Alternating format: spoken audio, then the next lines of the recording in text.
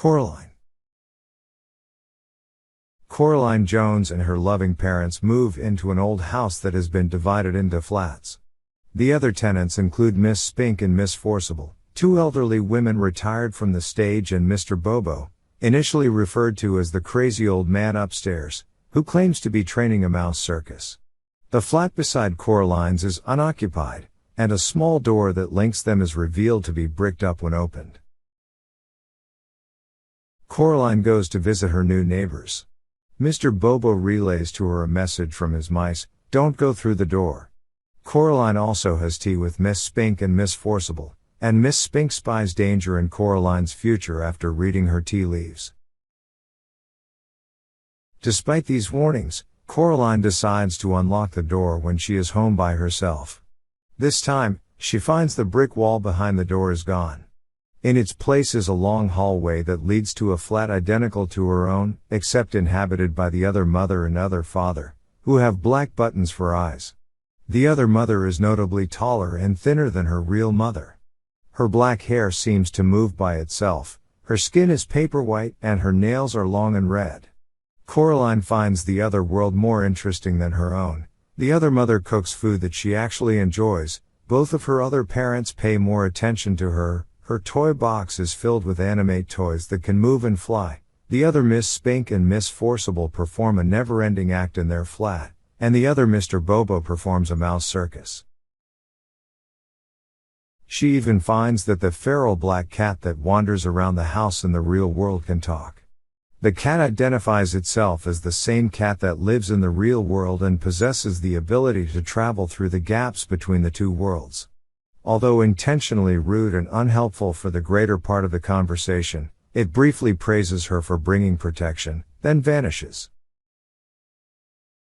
After Coraline returns to the copy of her flat, the other mother offers Coraline the opportunity to stay in the other world forever, but in order to do so, Coraline must allow buttons to be sewn into her eyes. Coraline is horrified and returns through the door to her home. Upon return to her apartment, Coraline finds that her real parents are missing.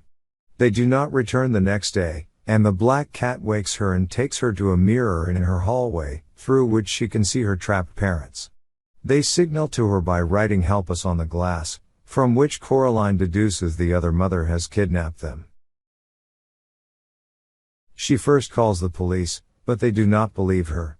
So Coraline, though frightened of returning, goes back to the other world to confront the other mother and rescue her parents. In the garden, Coraline is prompted by the cat to challenge the other mother, as her kind of thing loves games and challenges. The other mother tries to convince Coraline to stay, but Coraline refuses and is locked within a small space behind a mirror as punishment. In the small dark closet space, she meets 3 ghost children. Each had in the past let the other mother, whom they archaically referred to as the beldam, sew buttons over their eyes. They tell Coraline how the other mother eventually grew bored with them, leaving them to die and cast them aside, but they are trapped there because she has kept their souls. If their souls can be rescued from the other mother, then the ghost can pass on. The ghost children implore Coraline to escape and avoid their fate. After the other mother releases Coraline from the mirror, Coraline proposes a game. If she can find the ghost children's souls and her parents, then she, her parents, and the ghost children may go free.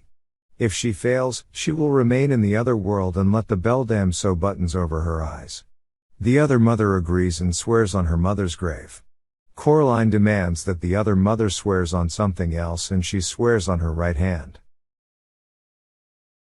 Coraline searches through the other world and overcomes the other mother's obstacles by using her wits and Miss Spink's lucky adder stone, the protection the cat spoke of, to find the marble-like souls of the ghost children. She also deduces that her parents are imprisoned in a snow globe on the mantelpiece. The ghost children warn her that even if Coraline wins, the other mother will not let her go, so Coraline tricks the other mother by announcing that she knows where her parents are hidden, in the passageway between the worlds. The other mother cannot resist gloating by opening the door to show Coraline that her parents are not there. When the other mother opens the door, Coraline throws the cat at the other mother, grabs the snow globe, and escapes to the real world with the key, and the cat quickly follows. While escaping, Coraline forces the door shut on the other mother's hand. Back in her home, Coraline falls asleep on a chair. She is awoken by her parents who have no memory of the events. That night, Coraline has a dream in which she meets the 3 children at a picnic. The children are dressed in clothes from different periods and one seems to have wings. They warn her that her task is still not done. The other mother will attempt to get her back and will try to get the key to open the door between the worlds. Coraline goes to the old well in the woods to dispose of the key. She pretends to have a picnic, with the picnic blanket laid over the entrance to the well. The other mother's severed hand attempts to seize the key, but steps on the blanket and falls into the well. Coraline returns to the house, greeting her neighbors, who finally get her name right, and gets ready for school the next day.